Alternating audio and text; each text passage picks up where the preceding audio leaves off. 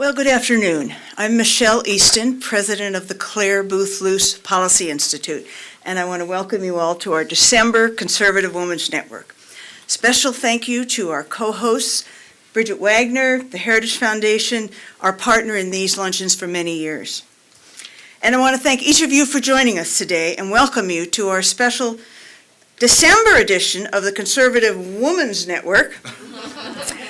We usually feature the top women leaders in America, but each December it's our tradition, Tom, to invite a special gentleman speaker to address our group.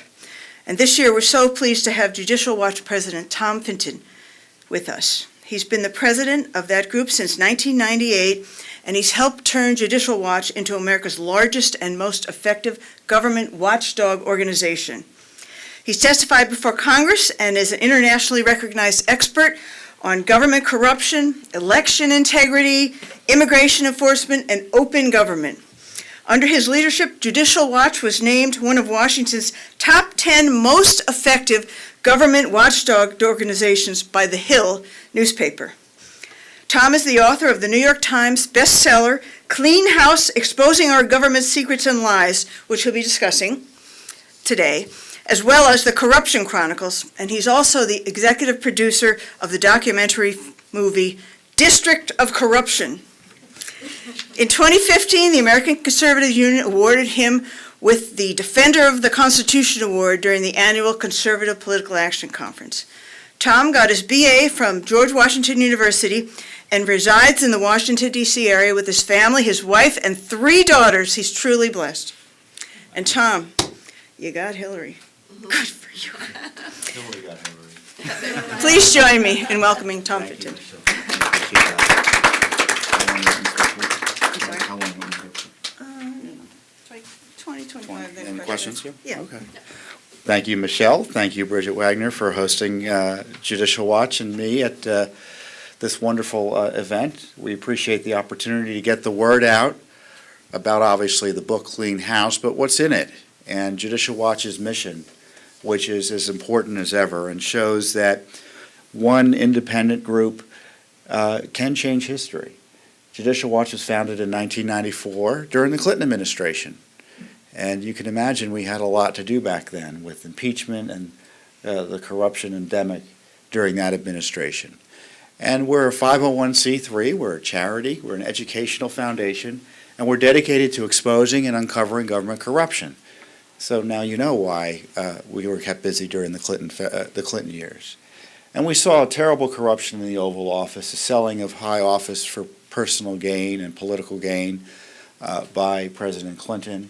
We saw the misuse of FBI files, the misuse of the FBI, the misuse of the IRS, and the hiring of private investigators by the president and his wife to investigate witnesses against them, the women who were calling and blowing the whistle on Mrs. Clinton's activities and Bill Clinton's activities.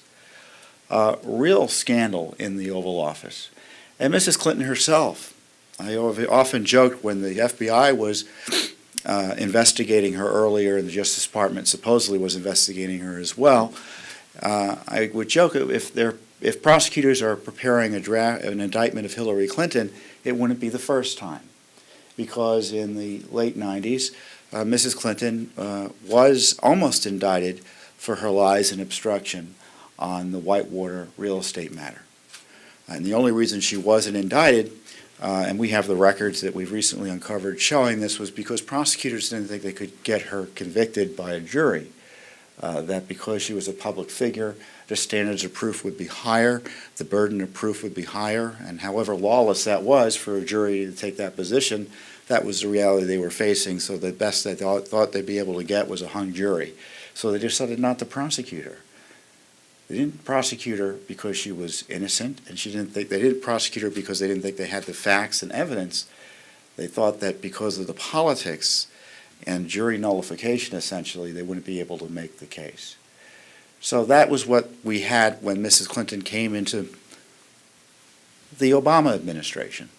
And Judicial Watch warned President Obama, the Clinton scandals would now be your scandals. In fact, President Obama won, and based in part on the theory that we didn't want to have those arguments again from the 90s, which was a his way of saying, lock her up. And sure enough, he did beat Mrs. Clinton based on the anti-corruption argument he was making. Yet he hired her into the State Department. And almost immediately, we now know, thanks to Judicial Watch's, and this is what Judicial Watch does to take a step back, we use a law known as the Freedom of Information Act that typically have been used by the left to really just go after the national security establishment. They didn't like the idea that the FBI and the CIA were doing things against communism and domestic enemies of and domestic allies of the communists here in the United States. So they used the FOIA to focus on the CIA and the FBI and expose what supposed CIA abuses and things like that. And Judicial Watch was the first group on the right to use the Freedom of Information Act on behalf of our values, expressing skepticism in government, expressing skepticism that what the government was up to wasn't really about the public good, but to help private parties. And oftentimes that there was scandal and corruption behind most government programs. And so with the Freedom of Information Act, we used it against the Clinton administration. We used it against the Bush administration. In fact, we sued the Bush administration twice as much as we sued the Clinton administration under the Freedom of Information Act. In fact, we took George Bush's administration all the way up to the Supreme Court on transparency issues. But the issues we had seen under Clinton and Bush all metastasized under President Obama. So we had a president, again, who ran on a commitment to transparency, again, an anti-corruption platform in part. And he became about, he was to transparency, think of some terrible metaphor, as to Vladimir Putin was to something else. Just a terrible, terrible, secretive administration, completely lawless. Typically, the Freedom of Information Act, you file a request, say, give us all the documents about Benghazi. Then you typically have 20 days, the agencies do, to respond. Maybe 60 days if they give themselves some extra time. Oftentimes, Judicial Watch just has to sue just to get an answer. So it isn't like we go in and sue on day 21. We sue after usually months and months of infighting, with the months and months of back and forth with the agency just to get them to get us an answer. Are you going to give us the documents or not? If so, when? We don't want to have to sue every time we ask a question, but that's what we often had to do. And with the Obama administration, the government was doing so much more.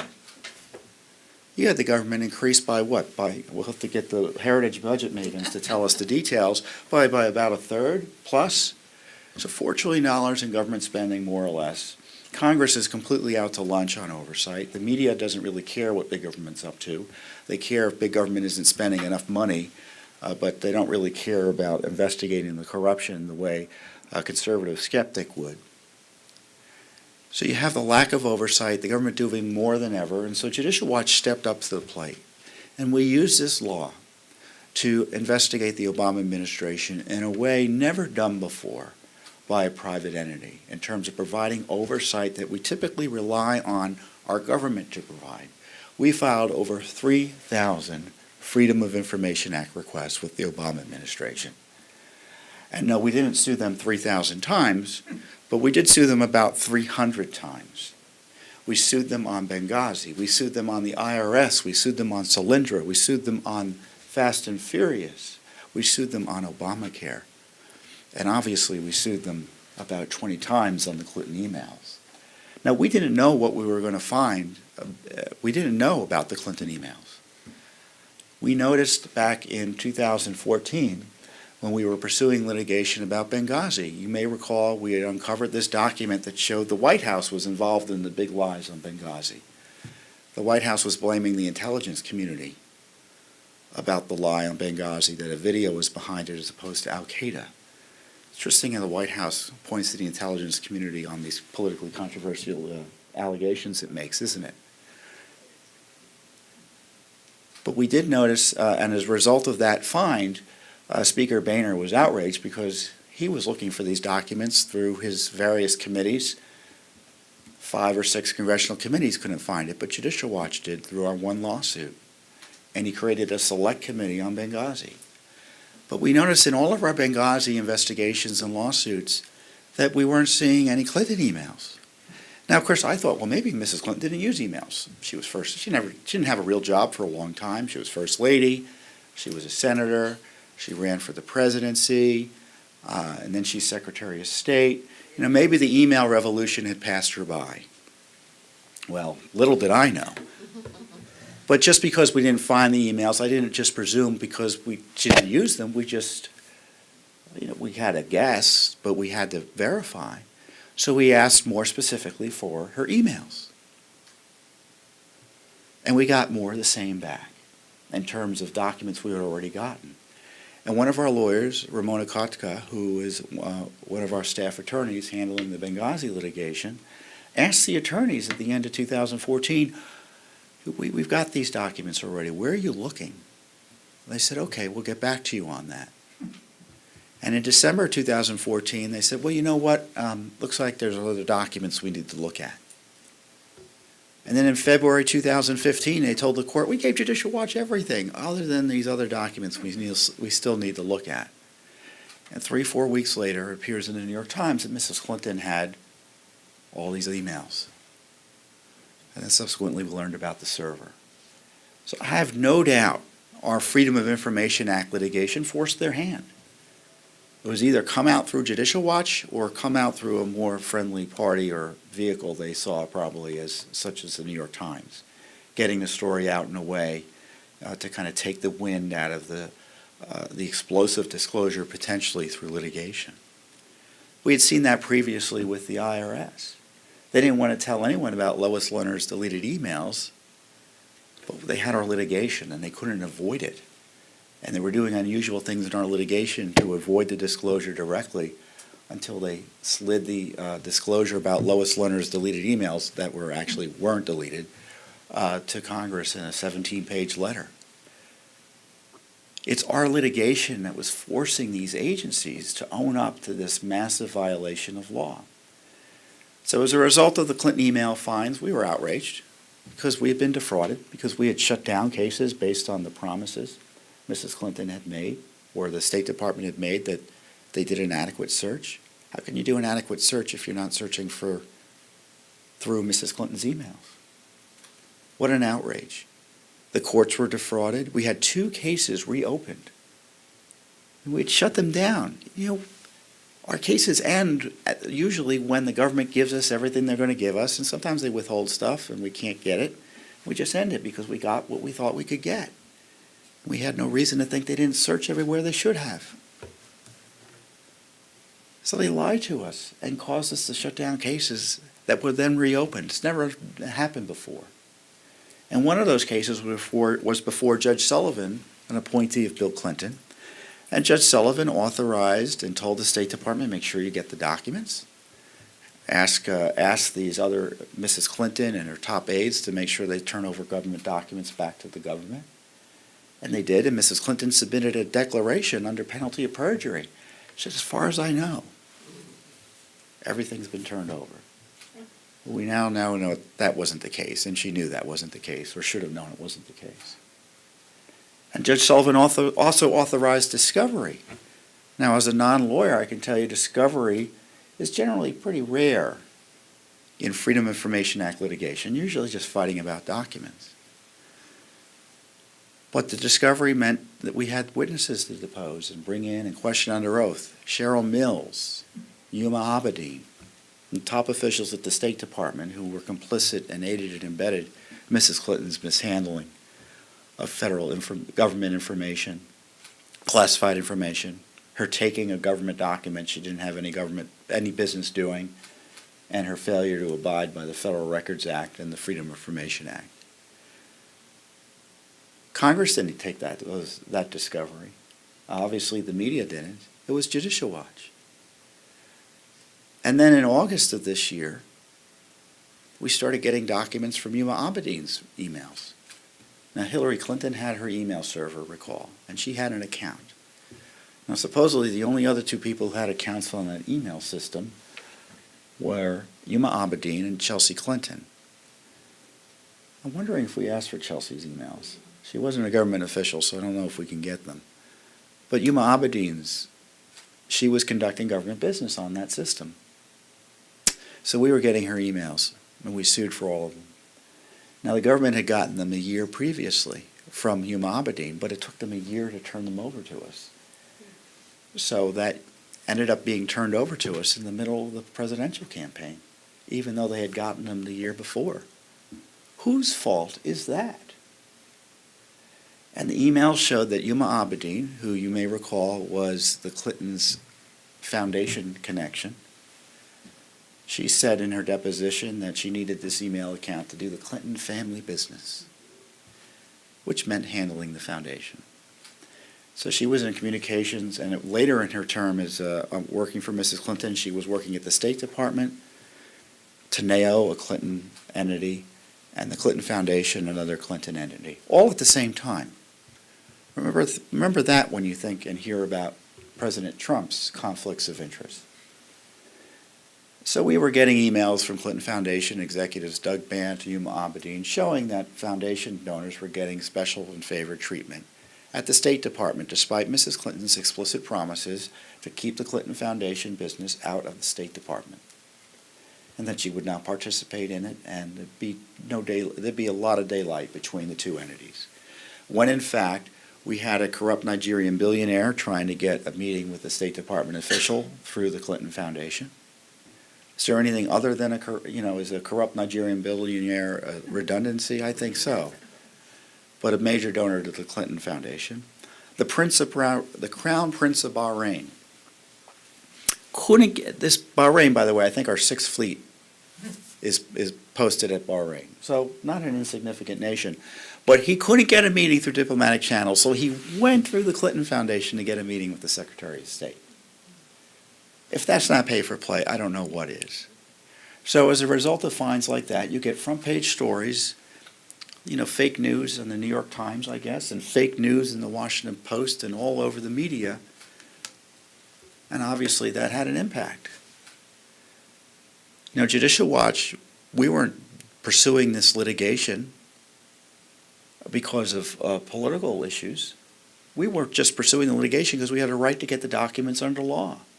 And the consequences of the stonewalling with the State Department and Hillary Clinton's misconduct became quite evident on Election Day. It doesn't mean that we were involved in that outcome and wanted a specific outcome, but the American people made a judgment on Election Day. The FBI didn't want to do anything with it. The Justice Department didn't want to do anything with it. Congress, I think, had one set of hearings about Hillary Clinton's emails. It was in the September or October before election, and then they went home for 2 months. That shows you how diligent Congress is. But the American people made a decision on Election Day based in part on the materials and the corruption they saw with Mrs. Clinton. And I dare say based in part on the promises that Mr. Trump made about accountability for Mrs. Clinton. And I think that's what he needs to do, is keep those promises. The left would have you believe that Election Day is some sort of event horizon past which nothing should escape, especially if it protects Democrats and liberals. So the corruption of Hillary Clinton, the pay for play, the illegal taking of documents, the violations of national security, none of that should matter. We're talking about the Russians today, which I think is appropriate. But we're only getting half the story about the Russians. Sure, they wanted to impact the election. Sure, they wanted to disrupt our public policy process. Sure, they greatly enjoyed it. But they used a variety of techniques to do that, including funneling money to Hillary Clinton's foundation to ensure potentially a decision by Hillary Clinton to allow Russian interests to gain significant controlling interests in uranium production and mining here in the United States. And even if they didn't get the benefit of the bargain, they certainly tried to bribe her. And of course, Judicial Watch found in its own independent investigation that the Clintons were getting money directly from foreign governments through Bill Clinton's speaking fees while she was Secretary of State. This isn't money that was going to the foundation. This is money that was going to their personal coffers. Now, Bill and Hillary, are married. So money to Bill goes to Hillary. So when she's making $48 million through her husband from foreign, pretty much anyone who would give them the money, through exorbitant speaking fees which were out of the ordinary, you have to wonder. And no wonder the FBI wanted to investigate it.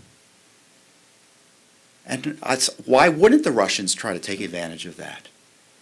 And if we're going to investigate Russian interference in our political process, we should look at the big picture. Were they trying to influence us through the Clinton Foundation and the State Department, through DNC hacks? And if they were, why did the administration look the other way? To protect Hillary Clinton? I think the answer is yes to looking the other, they wanted to protect her until after the election. Because to talk about Russian influence in American public policy and political circles, you didn't want to have that issue raised before the election. Certainly Donald Trump was susceptible to criticism on that. But Mrs. Clinton was equally susceptible. And that's the problem about corruption in Washington, D.C., is that both sides see a potential downside in raising questions about the ethics of the other. And so as a result, nothing really gets done. And that's why it's important to have a group like Judicial Watch be an independent watchdog and do the work on behalf of the American people to expose government corruption from no matter who is running government. Now, we're going to have a lot of work to do during a Trump administration because Congress isn't going to do the work because they don't do the work anyway, and they're even less likely to do the work because it's controlled by a friendly party, obviously the same party as Mr. Trump. So the oversight's going to be lacking. Now, I don't know if Mr. Trump is going to provide where he's going to be on these transparency issues. I mean, he says he's for transparency. I hope that he brings a transparency revolution to the government because right now we're in a crisis. Congress writes checks with its eyes closed. The agencies don't want you to know what they're up to. And the president, obviously, President Obama, thinks the Constitution doesn't apply to him. So at this point, forget about elections being rigged. Elections don't mean anything when you have a government that acts like that. They're happy to let us have elections if afterwards self-government isn't really there for us. Sending Congress to town to do nothing but just spend money with its eyes closed and the agencies don't think they're accountable, that isn't self-government. So elections are only half the battle. So Mr. Trump has some decisions to make in terms of empowering his appointees to be transparent as opposed to violating the rule of law on secrecy. And he can do a lot to bring sunshine into the government through a commitment to transparency. In my view, we're going to get Obamacare repealed. We're probably going to get tax cuts. We'll probably get some good regulatory reform and less regulation in a way that conservatives like. To me, that doesn't require a lot of political capital on the part, well, if you're competent, it doesn't require a lot of political capital on the part of the politicians coming into power, Mr. Trump and the new Republican Congress. The political juice needs to be brought to bear on the corruption issue that I think Mr. Trump really won on. If he really wants to cause trouble, if he wants to reform the system, he needs to focus his political capital on reform and on government reform and battling corruption. That includes transparency. The idea of term limits sounds like a good idea. Balanced budgets sound like a good idea. A reform program that's significant, and it means enforcing the rule of law. He needs to think of his appointees as sheriffs. Going in there not to necessarily affect policy, obviously that's going to be important, but to find out what the heck the bureaucracies have been up to for the last 8 years, find out who's responsible for the misconduct, make sure they're not in a position to make decisions in the future, and make sure there's accountability for the poor decisions that were made that resulted in agency actions that were in violation of the Constitution, the rule of law, or resulted in abuses of power. That, to me, was to be job one. For instance, we're talking about the Secretary of State position, the head of ExxonMobil.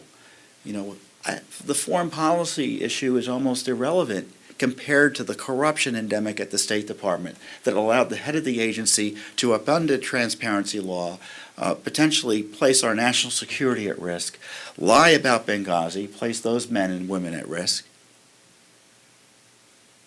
destroy government records, and then once they're caught, continue to try to cover it up. Boy, that's one big job for the Secretary of State to figure out what went on and who should be held account. Because of a lot of the people who helped Mrs. Clinton do that weren't political appointees, but they were supposedly nonpartisan civil servants. So this is a major issue, in my view, for the Trump administration. And before I close and open up to questions, I had an op-ed this week about Mr. Trump's supposed conflicts of interest. Now, we're hearing a lot from the left, and admittedly some on the right, that Mr. Trump, in order to avoid conflicts of interest and the appearance of conflict of interest, should just destroy his company. And I'm not exaggerating. He should sell his stake in it. Arguably, there shouldn't even be a Trump organization to distract from the big government enterprise he's expected to undertake. And I don't know about you, but that doesn't sound to me very conservative. The ethics laws in Washington, D.C. are designed to help or not encumber politicians moving in and out of government or making lateral moves in government or getting new jobs or promotions in government. If you're a lobbyist, it's really easy to divest yourself of your share in the lobbying firm or your share in the legal firm. But if you're someone like Mr. Trump, can you really fairly ask him to, quote, divest himself from a billion-dollar business that has probably thousands of real estate holdings and sub-companies and such? Obviously not. And if we were to ask him to do that, to me that is just unfair. Destroy your legacy in order to appease some who will never be appeased on this issue. Now, we're an ethics watchdog group. We recognize there will be conflicts of interest that will burden Mr. Trump as a result of his business relationships throughout his presidency. Now, there's a difference between burdening him and raising questions now and again about what his agencies or government and policies, how they might impact his personal financial fortune that presumably will be managed by his family. It doesn't mean that he's Hillary Clinton. It doesn't mean that he's Richard Nixon. It just means he's got an ethical issue that he needs to manage and be sensitive about. And it may mean divesting some of his resources or some of his investments. If he has more specific investments tied to foreign governments or foreign-controlled entities, he should think about getting out of those specifically. He should think about making all of it, well, the law requires this, but he should make it a point specifically to empower his agencies to disclose everything related to government business with his companies. And his companies, we can't require this, it would probably be a good idea to not engage in any more foreign deals. To the extent possible, Mr. Trump should disentangle himself from any foreign entanglements, and presumably his family should proceed in a way that avoids any further foreign entanglements. And that's a far cry from destroying his business. Now, the issue about his tax returns. Again, the left doesn't, by the way, these ethics conflicts of interest rules, they don't apply to the president.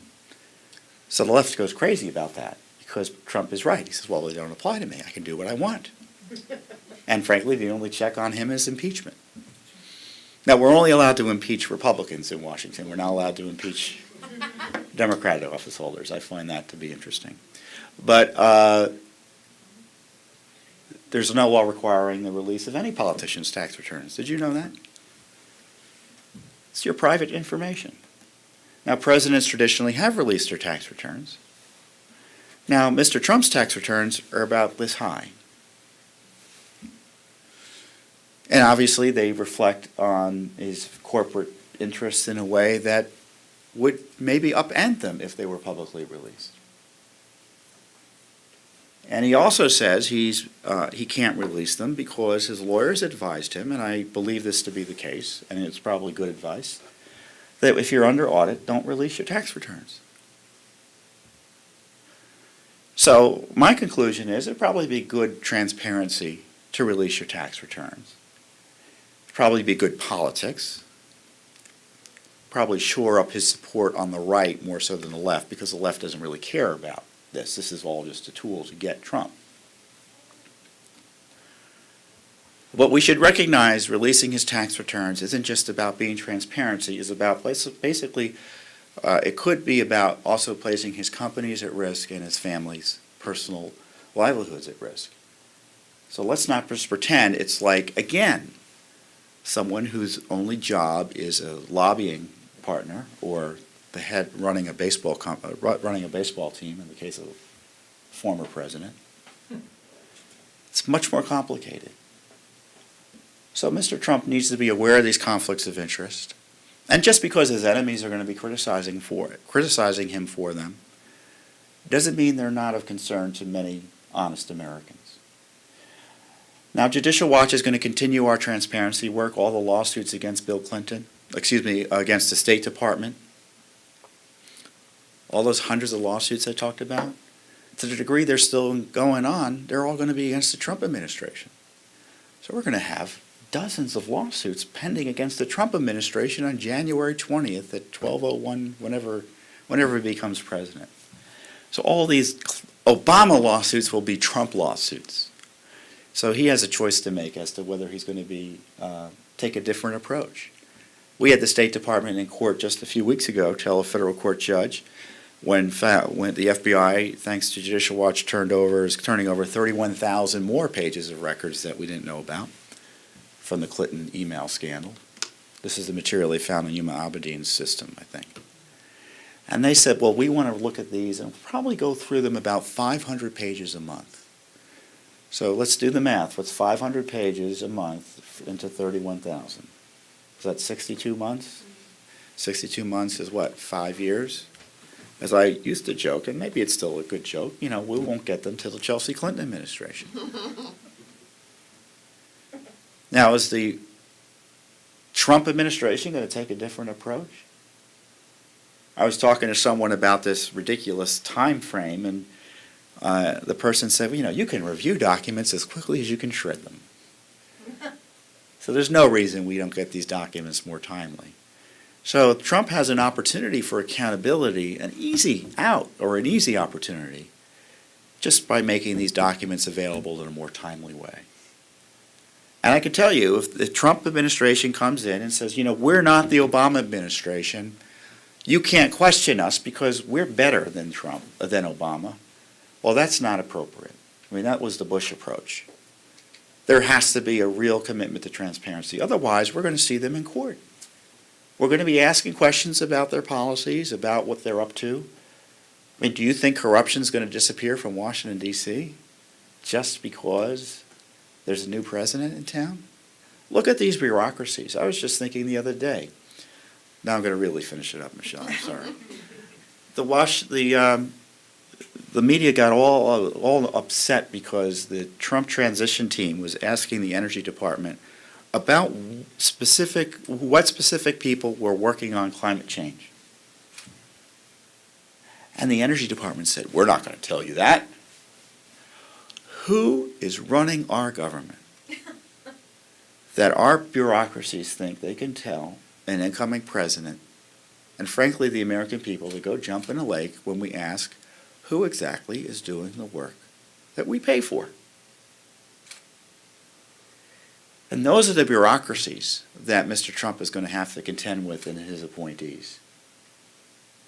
The bureaucracies will go to war against Mr. Trump and his policies. If the policies are good, they're going to go to war against them. My guess, one good rule of thumb is if there's a Trump appointee not causing any public controversy, then he's probably, or she isn't doing a good job. Because the bureaucracies, if they bring them in and they suck them in, you'll never hear from the appointees again. But if they don't, you'll hear plenty about the appointees from the bureaucracies complaining about so-and-so at the energy department, started questioning whether or not, all of these energy regulations contribute to any sensible, provide any sensible benefit in terms of climate change. And that will be a major controversy. We want to see stories like that. And Judicial Watch are going to investigate those bureaucracies and police those bureaucracies. Because I have a feeling the administration is going to be running into a buzzsaw. And the typical response is to stand down when facing a buzzsaw. Who wants to put their face into a buzzsaw? Well, Judicial Watch will do the work of oversight of the government if the Trump administration appointees refuse to. And certainly Congress is, friendly to the agencies more so than you think. So there's a lot of work to be done. And, we lay this, now talking about the book, we lay this all out in Clean House. We have copies outside available to you afterwards. But you need to educate yourself about what your government's up to, because I can tell you this is a precious right we have. Without, my view is that our work wouldn't be possible in any other country in the world. No other country has the kind of set of laws we have as it relates to government transparency. We can go into court and take on and win the IRS, the Obama Treasury Department, the Obama State Department, Justice Department, you name it. Isn't that remarkable? Do you think they allow that in France? Or even in Canada? Now, we don't win all the time. Judges work for the government too, and they tend to be deferential sometimes to the government in fights with Judicial Watch. But I take this process and the rule of law that we are able to benefit from over any other country's process and rule of law any day of the week. And so we have this precious, precious right to provide, we have this precious, precious right available to us to give us oversight over what our government's up to. And if we believe in self-government, then that's something we need to do. And if there's one thing that we prove, and one of the first things you see, and Bernadette, you've been in our office, when you come into our office, we have these quotes from the Founding Fathers that reflect on our mission. And we have the Declaration of Independence, obviously, but there's one quote from George Washington: "The truth will prevail where there is great pains taken to bring it to light." And Judicial Watch proves that point. And it proves that, and it shows that there's an opportunity, and our success there shows that there is an opportunity to bring this government back to heel. And we hope we have an ally in the new administration and Congress. But I tell you, if they don't do the work, we will. And if they get in our way and they oppose us and become part of the problem, you can bet we'll be there. We'll be as critical of them as we've been in previous administrations. So with that being said, I open it up to questions, assuming we have any time for some. Thank you for your time. We do. Thank you. Thank you. Your work really has changed the course of history for our country, and we're all very grateful to you for that. Thank you, Michelle. We have a microphone here. Alyssa, why don't you come over here? This lady first. Alyssa is our intern from Gettysburg College for this semester. Today's her last day. She's heading back. So you told me to go 20 minutes, so I went 40. Excuse me. It was good. It was good. Oh, I'm not a lawyer, so I have no excuse. Give your name and your affiliation. My name is Lenore Ostrovsky. I'm with the U.S. Commission on Civil Rights. I'm a civil service person.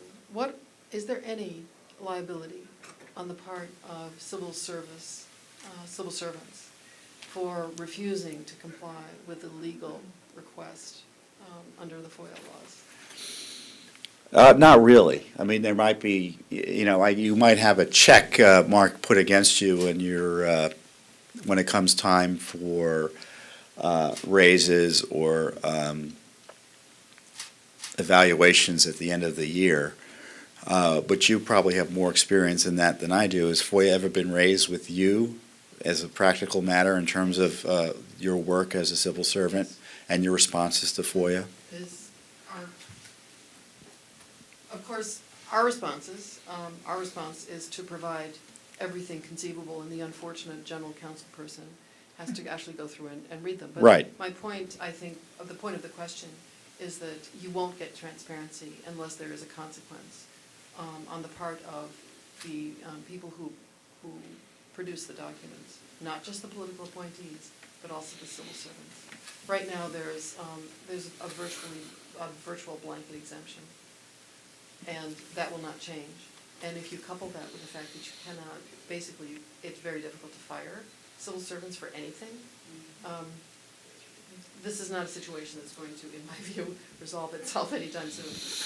Right, and I think there needs to be more emphasis. You know, obviously there are different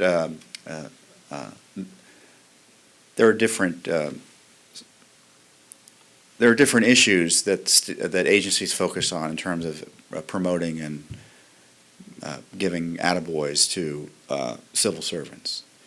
You know, my perception is transparency isn't high on the priority list. I'm, you know, the most transparent agency and did great work on FOIA. That typically is not terribly, that's not a serious focus on the part of many agencies. In my experience, most civil servants do try to turn over the material. And it usually gets gummed up at the senior level.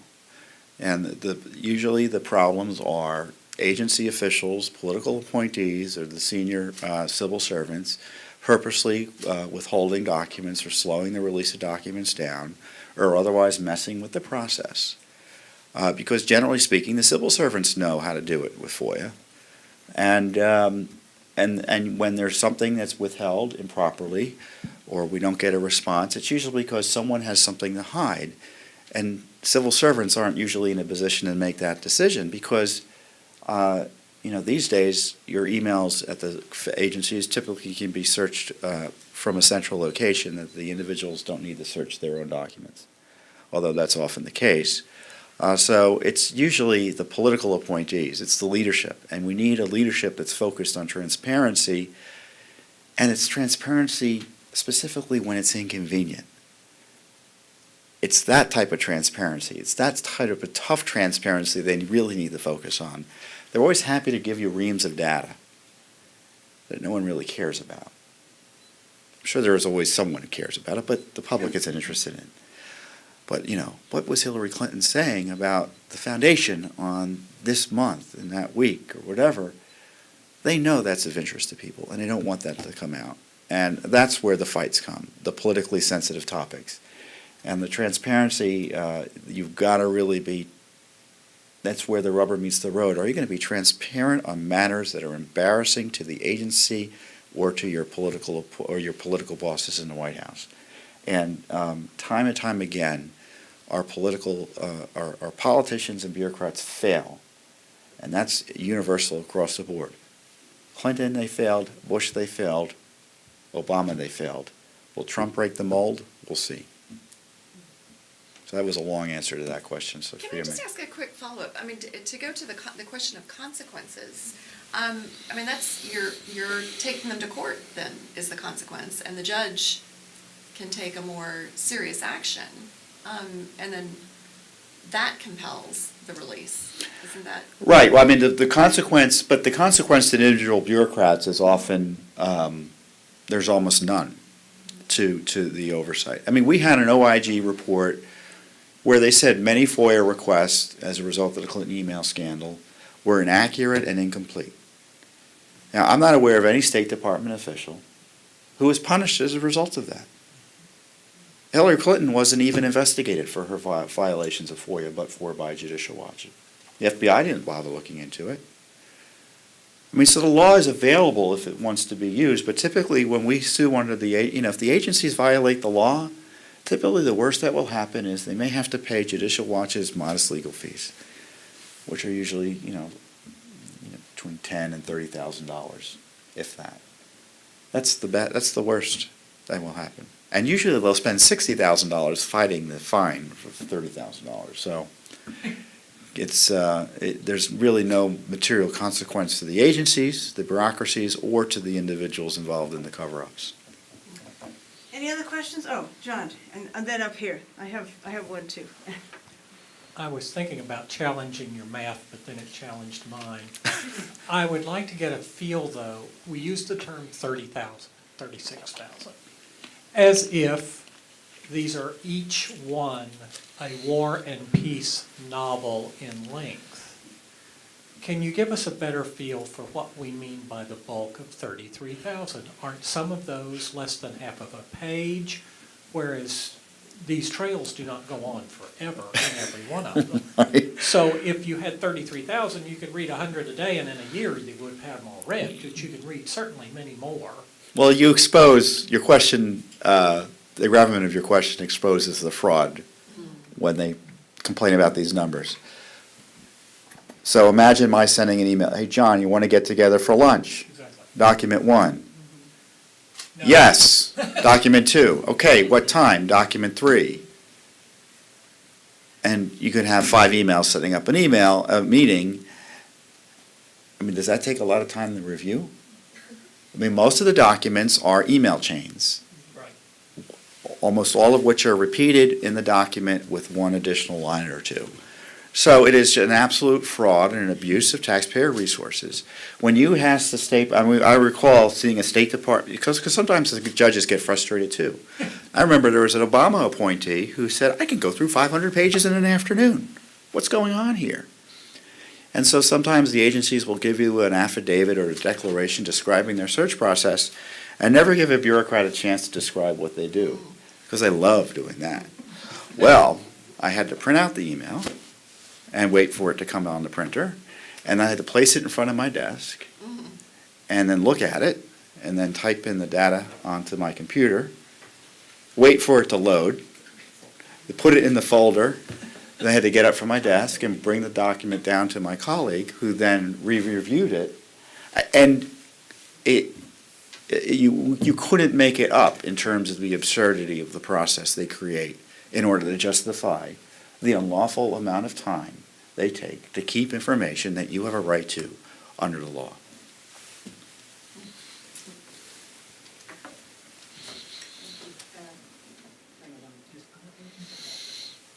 It's on. It's on. I was reading your book, and I love the business about never saying no, and never giving up, which I think is very obvious and very important. My question, I don't know if you ever deal with, or would deal with the DNC, but this disturbing story about that it was not, in fact, the Russians that leaked some of Podesta's email, but a young man within the DNC who was very upset and then later was found dead. And those kinds of stories are disturbing, to say the least, just Right. among them. Would you ever investigate that kind of situation? All we can do is, we do investigative reporting, and I know Heritage does some of that now as well through the Daily Signal.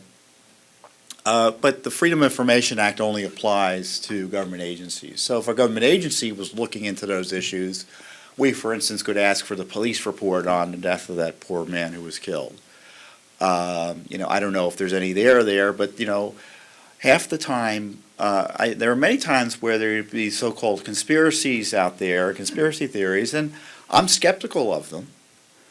But one way to allay people's concerns is to get the information out there so they can see this has been an appropriate investigation. It didn't happen the way you think it happened, or maybe there's something there. I remember during the there's an element that was always thought, largely on the left, that 9/11 was an insider job, right? And there was someone who was, good conservative guy who was trying to convince me of this. And I said, blah, blah, my job at Judicial Watch is to kind of look at all of everything, and see what's up and what's down. And I've looked at that, and it was obviously that it was not correct to me. And he said, but Tom, they haven't released the videotape of the attack on the Pentagon. I'm like, what? There's a videotape of the 9/11 attack on the Pentagon that hasn't been released? And of course the conspiracy theorists were like, doesn't that show you that there's something to hide? Well, maybe it does. Well, how is it we figure that out and allay those concerns? You get the videotape, and we asked for the videotape. And we sued for the videotape.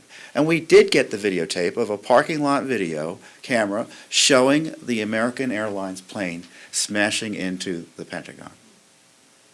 An extraordinary, and you would have thought someone else would be interested in that tape, right? And it was Judicial Watch who got it. Now, it looked to me like a plane hit the Pentagon. didn't really take, the 9/11 truthers weren't convinced because they thought the tape was edited. So there's no convincing everybody. But my point being, we obtained that tape to kind of try to figure out if to kind of allay the concerns of these conspiracy theorists. And it was a legitimate question why the tape wasn't released. So, rather than just poo-pooing the questions, which is always easy to do, you should be prepared to investigate a little bit to figure out if there's anything legitimate behind the questions. Maybe I'll ask the last one and then we can, There's oh, one I'm more sorry, here. go ahead. Sorry. Thanks. I had one final question on the accountability piece. If you're a new political appointee and you come into a place like state and you're able to identify all those folks that have stonewalled for so long, what can you actually do to create accountability? Reassign those folks? Have a process that comes through the political team if you really want to create a transparency? This is a half-joking answer, but I think of the end of the movie, The Untouchables. And the end of the movie, who was Sean Connery? Sean Connery was in it, and Kevin Costner, you may recall the movie, and Robert De Niro played Al Capone. And Al Capone was about to go on trial. And Kevin Costner figures out that the jury had been bought and paid for. And he knew the judge was on the take. So he sent a note to the judge, and he said, I know you're on the take. I hope I'm not ruining the movie for anyone. And I know you're on the take. And the judge said, if you don't do something, and he said, if you don't do something about it, essentially, I'm going to call you out. And what the judge did, he said, I tell you what, I want you to release the jury here and bring in the jury from the other room and bring them in here. In many ways, that's the best solution. You just need to replace them. Move them out of the positions of power they're in if you think they've done something wrong and you have credible evidence they have, and there's rules you have to follow. You have to follow the rules and just bring in new leadership. You need just a wholesale replacement of many of the top bureaucrats in the agencies that have abused they really just think they're above the law. And there's going to be a process for doing that, and it's going to cause a lot of commotion. It may require changes in law to allow it to be done more easily. But these agencies have got to learn they work for us, and they're accountable to us. And if the president could do, if there's a legacy he could have, it would be to reform the civil service to make it more accountable to the American people. You really answered what my question was going to be, which was about the IRS, especially Lois Lerner's division. She's sitting fat and happy with her big pension, but all those people who harass the conservatives are still there. And perhaps with Mr. Trump, it will happen because he's used to you're fired, and you can't fire anybody. I was there for 8 years of Reagan Bush. You cannot fire, short of committing homicide or molesting a child, you cannot fire a federal employee. Mostly what they do is they give them a promotion, then they can't stay in that job with you. They move past the limit, it's called. Anyway, that was my critic, but you've answered it. And maybe we have hope with the businessman that they will change some of those rules, because there's many good people who work there. And some agencies are incorrigible. Yes. I mean, the IRS is a sword of Damocles hanging over the First Amendment, and it needs to be eliminated. There's no saving that IRS. Obama stole his re-election by using the IRS to suppress his political opposition. How many times do we have to see the IRS abused before we take that gun out of the hand of the federal government toddler that's wielding it against us? We've got to eliminate the IRS because, to me, there's simply no jury, no clean hands that you could bring into an agency that's just sort of thoroughly corrupted and antagonistic to the First Amendment rights of Americans.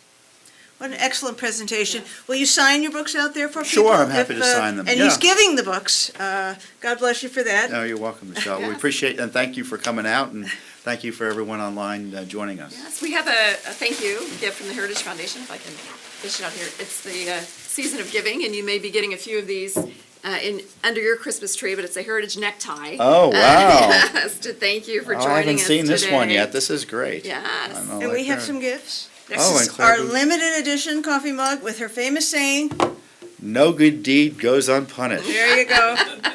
And the We most, need bad deeds to go punished. the most beautiful women in the conservative movement are Oh, this is 27 wonderful. great American conservative women, Kelly, and they're all great leaders. Oh, this is And wonderful. you can give this to your blessed wife. I will. Thank you Little very token. much, Michelle. Excellent. Appreciate it. Merry Thank you, Christmas to Tom, everybody. for Thank joining you. us today. Thank you.